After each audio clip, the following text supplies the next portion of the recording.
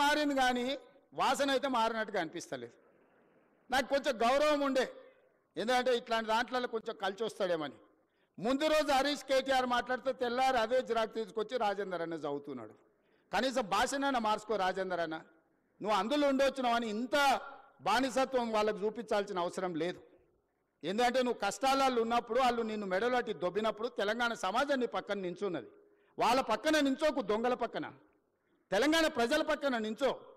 ఇవాళ నేను ఢిల్లీకి పోతున్నారా, రేపు మోడీ దగ్గరికి పోదాం. సబర్మతి రివర్ ఫ్రంట్లో 64,000 కుటుంబాలను బయటకు పంపించిండు ఆయన. 40 లక్షల కోట్ల రూపాయల బడ్జెట్ ఉందో, 25,000 కోట్ల రూపాయలు మూసీ రివర్ డెవలప్మెంట్ ఫ్రంట్కి అడుగుదాం మోడీ గారిని. ఎందుకేడు మోడీ గారు మనకు? మనం పన్ను కడతలేమా?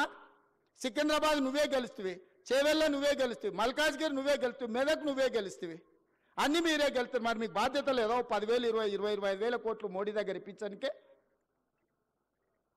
ఎందుకు చెప్తున్నంటే బాధ్యత రహితంగా కొంతమంది ఏం చేసినా తప్పు పట్టాలి, కాళ్ళలో కట్టె పెట్టాలి.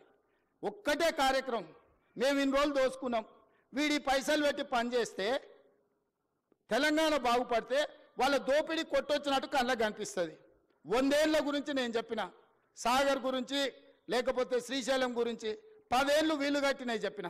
ఇప్పుడు ఒక 10 ఏళ్ళు మనం చేసే నిర్మాణము, రీజనల్ రింగ్ రోడ్ కానీ, రేడియల్ రోడ్స్ కానీ, 4th సిటీ కానీ, మూసీ కానీ, సిటీలో ఫ్లైఓవర్లు కానీ, మెట్రోలు కానీ, ఇవన్నీ పూర్తి అయితే ఈ 10 ఏళ్ళు వాళ్ళు ఏం దోపిడీ చేసి తిన్నారో ప్రజలకు తెలుస్తుందని ఎట్టి పరిస్థితుల్లో అడ్డం పడాలి.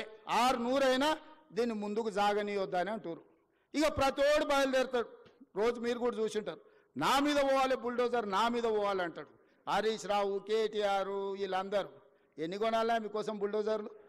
యాడుండే అసలే మీరు 7 లక్షలు అప్పు చేసి రాష్ట్రాన్ని దివాళి తీస్తారు. మీకోసం యాడ్కెళ్ళి కొనాలి నేను? వాళ్ళని ఏం లేదబ్బా, ఒకటే వస్తే మూసి అంచుపంచునున్న వాళ్ళకి, నా దోస్తులకు అందరికి ఒకటే సూచన, పట్టుకొని వారం రోజులు ఆనే కూర్చోబెట్టురు మూసీలో. ఏమొద్దు, వాళ్ళని ఒక్క వారం ఆడు ఉండమనుండ్రి.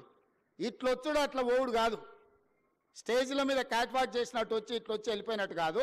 ఒక వారం రోజులు హరీష్ రావును, కేటీఆర్ను, రాజేందర్ను ఆ మూసి అంచున పేదోళ్ళు ఉన్న కాడ ఒక వారం వాళ్ళని నాడు ఉంచుర్రి. వాళ్ళ కష్టాలు తెలుస్తాయి, వాళ్ళకి ఏం మేలు చేయాలనో వాళ్ళకి అర్థమవుతుంది. కాబట్టి ఇక్కడ వచ్చిన ఇంజనీర్లకు ముఖ్యంగా రేపు జిహెచ్ఎంసీలో కానీ ఇక్కడ సిటీలో సర్వీస్లో చేరబోయే వాళ్ళు మీ కర్తవ్యంగా పెట్టుకోండి.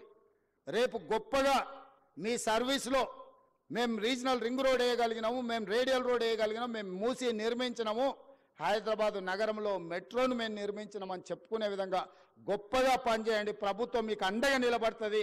ప్రభుత్వం మీకు ఏం కావాలన్నా సహకరిస్తుంది. ఈ ప్రభుత్వం మనది. ఈ ప్రభుత్వం ఎవరితో కాదు, మనం ఎవరికో చేస్తలేం.